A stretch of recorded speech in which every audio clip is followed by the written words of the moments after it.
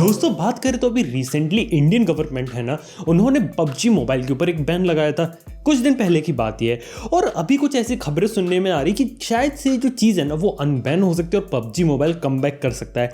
तो मैंने सोचा एक बार इस चीज़ को डिटेल में समझ लेते हैं, आखिर ऐसा बैन क्यों लगाया गया, पबजी मोबाइल वापस आ सकता है कि नहीं आ सकता।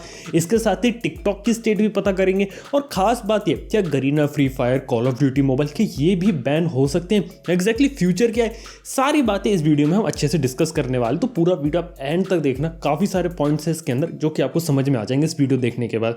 तो वीडियो अगर पसंद आए तो लाइक कर लेना, चैनल को सब्सक्राइब कर लेना। सबसे पहले बात करते हैं आखिर पबजी मोबाइल के ऊपर बैन क्यों लगा। इसका बेसिक आंसर हमें अभी जो मालूम है वो ये है कि जो बॉर्डर के ऊपर जो टेंशन बढ़ा था ना, उसके कारण चाइनीज गवर्नमेंट के ऊपर किस तरीके से ज़्यादा प्रेशर बनाया जाए और वो भी कम से कम समय में। तो बेस्ट सॉल्यूशन ये था कि काफ़ी बड़ी बड़ी जो चाइनीज़ ऐप्स है ना उन्हें बैन किया जाए। टिकटॉक को इसलिए बैन किया गया था, लेकिन वो अकेले टिकटॉक को तो बैन नहीं कर सकते थे। टिकटॉक के साथ साथ दूसरी चाइनीज़ ऐप को भी बैन किया गया। लेकिन बात है कि दूसरी चाइनीज़ ऐप्स जो थी ना, उनका जो इम्पैक्ट था ना वो चाइनीज़ गवर्नमेंट पे इतना नहीं पड़ा जितना टिकटॉक का पड़ा, क्योंकि टिकटॉक की जो पेरेंट कंपनी वो एक बाइट डांस है और बाइट डांस का जो मेजॉरिटी रेवेन्यू आपको कमाती है ना वो इंडिया से कमाती है। और चाइना के बाहर जो टिकटॉक का सबसे बड़ा मार्केट है ना वो आपको इंडिया देखने को मिलता है। तो उसका डायरेक्टली इम्पैक्ट चाइना पे पड़ा। और जब अगली लिस्ट आई जिसमें उन्हें बैन करना था ऐप को ताकि चाइनीज गवर्नमेंट के ऊपर और प्रेशर बनाया जा सके, इसलिए उन्होंने चूज किया पबजी मोबाइल को। पबजी मोबाइल का ऐसा केस है कि उसे एक ब्लू होल नाम की कंपनी बनाती है जिसके अंदर दुनिया की दूसरी काफी सारी कंपनीज ने इसके अंदर पार्टनरशिप करी है। और इसका जो हेडक्वार्टर है ना वो साउथ कोरिया में, यानी कि वो कोरियन कंपनी है, कोरियन गेम है पबजी, जो कि पबजी पीसी के लिए काफी ज्यादा पॉपुलर है। लेकिन अगर हम वहीं बात करें पबजी मोबाइल की, तो पबजी मोबाइल का ऐसा हो कि टेंसेंट जो कि ऑलरेडी एक इन्वेस्टर थी ब्लू होल कंपनी के अंदर, उन्होंने क्या किया कि पबजी का जो राइट्स होते, जो एसोसिएशन होता है वो ब्लू होल से किया और उनसे बोला कि जो पबजी आपने पीसी के लिए बनाया ना वो हम मोबाइल फोन के लिए बनाएंगे और उसके लिए हम डिस्ट्रीब्यूट करेंगे, हम एंड्रॉइड और आईओएस दोनों के लिए कवर करेंगे। बहुत ही सिंपल सी बात होती है। इसलिए पबजी का जो मोबाइल वर्जन वाला जो गेम था उसे टेंसेंट ने बनाया, उसको मैनेज करने वाला जो काम है वो टेंसेंट कर रही है, मैप्स अपडेट करने वाला काम, यूजर्स का जो डेटा होता है वो मैनेज करने वाला काम, तो ये सारा जो काम होता है वो टेंसेंट हैंडल करती है। यहाँ तक कि टेंसेंट गेमिंग बडी जो कि काफ़ी सारे लोग एम्यूलेटर के अंदर जब स्ट्रीमिंग करते हैं ना उसी का यूज़ करते हैं, क्योंकि टेंसेंट गेमिंग बड़ी उनका काफ़ी पॉपुलर एम्यूलेटर है। ठीक है, चलो ये बात हमें समझ में आ जाती है, सारी बातें क्लियर हो जाती है। अब बैन जब लगा इनके ऊपर, जैसे टिकटॉक की बात करें, पबजी मोबाइल की बात कर ले, इसके ऊपर सबसे जो मेजर रीज़न था ना वो था नेशनल सिक्योरिटी का। अब नेशनल सिक्योरिटी का रीज़न उन्होंने ये बताया कि जो चाइनीज़ कंपनीज हैं ये सारा जो डेटा है ना अपने चाइनीज़ सर्वर पर स्टोर करती है। टिकटॉक है वो मेजॉरिटी इंडियंस का जो डेटा है वो चाइनीज़ सर्वर पर डाल रही है, उस पर गवर्नमेंट का कोई कंट्रोल नहीं है। यहाँ तक कि पबजी मोबाइल के साथ भी सिमिलर केस है।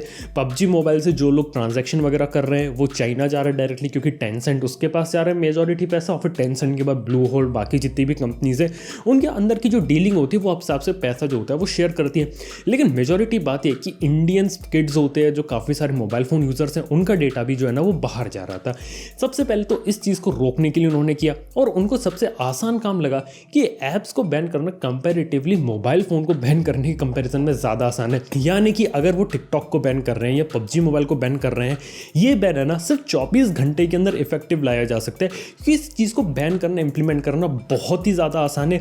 एक नोटिस देकर 24 आवर्स के अंदर प्ले स्टोर और ऐप स्टोर से तुरंत रिमूव कर सकती है गवर्नमेंट। बहुत ही आसान चीज़ होती है। लेकिन इसी के साथ ही आगे चल के अगर हम बात करें, किसी को अगर गवर्नमेंट को मोबाइल फ़ोन कंपनी को बैन करना है, एग्जाम्पल बात करें Xiaomi की जो कि इंडिया की सबसे बड़ी कंपनी मानते हैं, अगर उसे बैन करना है ना तो उतना ज़्यादा आसान नहीं। काफ़ी सारे इंडियंस को एम्प्लॉय करती है, काफ़ी सारी मैन्युफैक्चरिंग वगैरह करती है, बहुत बड़े लेवल पे काम होता है और अलग अलग जगह डिस्ट्रीब्यूशन वगैरह होते हैं, तो उसको बैन करना इतना ज़्यादा आसान नहीं है। बहुत ज़्यादा डिफिकल्टी आएगी अगर गवर्नमेंट अगर उसे बैन करना चाहती है तो। मतलब मैं ये नहीं कहूँगा कि चीज़ इम्पॉसिबल है, ये चीज़ भी पॉसिबल हो सकती है, लेकिन डिफिकल्टी लेवल बहुत बड़ा है इसके अंदर। और इस सब करने से जो इंडिया है ना उसी को थोड़ी ज़्यादा प्रॉब्लम हो गई एज़ कम्पेयर टू चाइना, क्योंकि चाइना ने अलग तरीके से डिस्ट्रीब्यूट कर रखा है और इंडिया में इस चीज़ को बैन करना, इफेक्टिव लाना, ओवरऑल इसमें गवर्नमेंट को ज़्यादा लॉस लगेगा।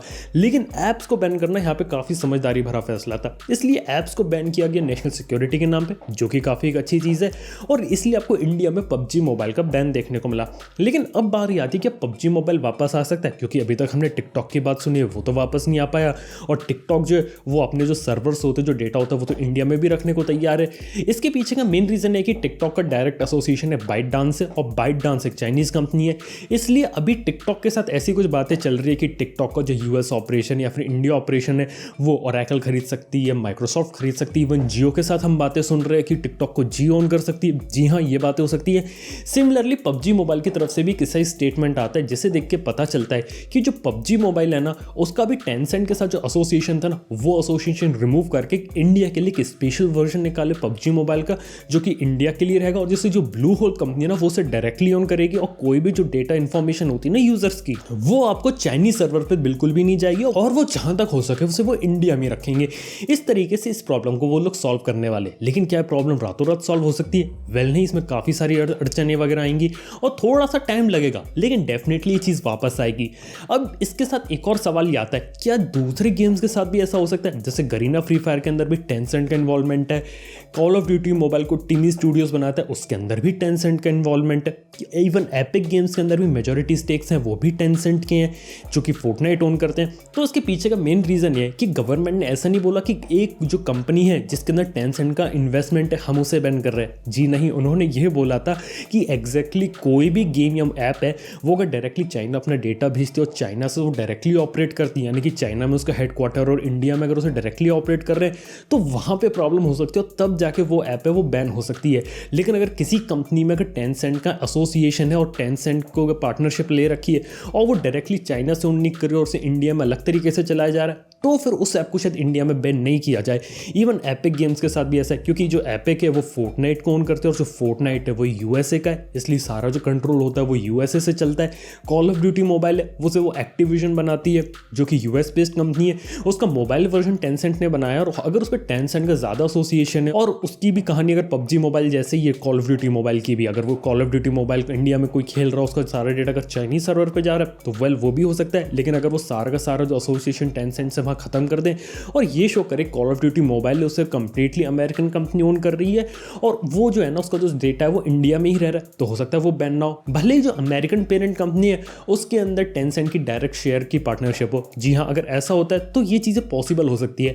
यानी कि अगर ऐसे बात की जाए तो पेटीएम के अंदर भी Chinese company Alibaba Jack Ma की बात करें तो उन्होंने काफ़ी सारा पैसा है ना उसके अंदर इन्वेस्ट कर रखा। इसका मतलब ये तो नहीं कि हम पेटीएम को इंडिया से रिमूव कर सकते हैं। पेटीएम को एक इंडियन स्टार्टअप माना जा सकता है जिसने इन्वेस्टमेंट बाहर से ली है। जी हाँ, और ऐसी बहुत सारी दूसरी कंपनीज पे जिन्होंने की चाइनीज कंपनी से इन्वेस्टमेंट लेती है, लेकिन जब मैनेजमेंट की बारी आती है, ऑपरेशंस की बारी आती है, इंडियन यूजर्स का डेटा रखने की बारी आती है, तो सारा का सारा डेटा वो इंडिया में रखते हो, पूरा का पूरा कंट्रोल वो खुद के ऊपर रखते हैं।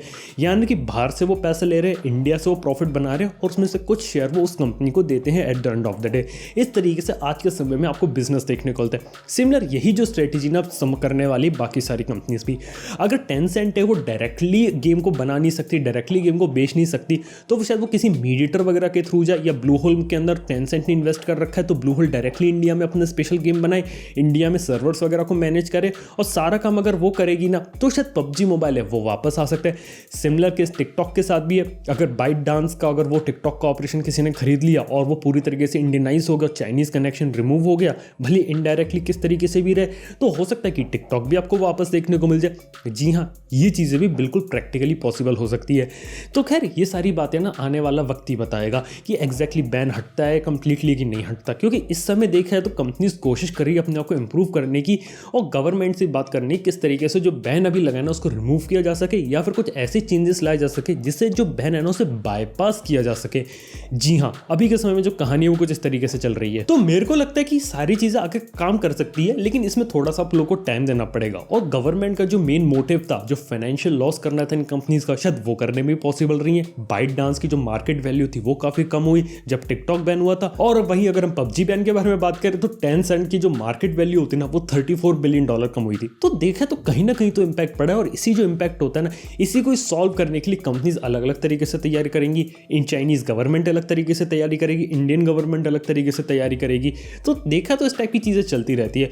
देखते आगे चल के बैन कब हटता है, आगे चल के देखते हैं कि जो दूसरी गेम्स आपको मार्केट में देखने को मिल रहे हैं जो कि पबजी मोबाइल के दूसरे ऑल्टरनेटिव्स है जो काफ़ी ज़्यादा पॉपुलर है, जैसे गरीना फ्री फायर या फिर कॉल ऑफ ड्यूटी मोबाइल के बारे में बात करें तो उनके अंदर भी टेंसेंट की कहीं ना कहीं इन्वॉल्वमेंट है। अब देखते हैं कि उन गेम्स के ऊपर क्या फ़र्क पड़ता है, क्या वो इंटरनल स्ट्रक्चर चेंज करते हैं, टेंसेंट के साथ पार्टनरशिप जो एसोसिएशन होता है उसे रिमूव करते हैं और अलग तरीके से प्रेजेंट करते हैं सिर्फ इंडिया के लिए। ये भी काफ़ी इंटरेस्टिंग बात होगी। तो डेफिनेटली जो इंडियन मोबाइल गेमिंग इंडस्ट्री थी वहाँ पे काफ़ी बड़ा चेंज आने वाला है और देखने वाली बात होगी आखिर ये चेंज आपको कब तक देखने को मिलता है, क्योंकि रातों रात ही चीज़ें नहीं हो सकती। कोई भी अगर इन्फॉर्मेशन अगर हमारे सामने ही है ना तो उसको इंप्लीमेंट होने में 1 से 2 महीने लग सकते हैं। तो जल्दी तो पबजी मोबाइल वापस नहीं आने वाला, बट इवेंचुअली जहाँ तक मेरे को लगता है आएगा।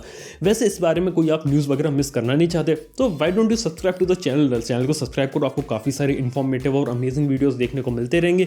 वीडियो पसंद आए तो लाइक कर लेना, चैनल को सब्सक्राइब कर लेना। थैंक यू आपको वीडियो देखने के लिए। मैं आपसे मिलता हूं नेक्स्ट वीडियो के अंदर। Good bye.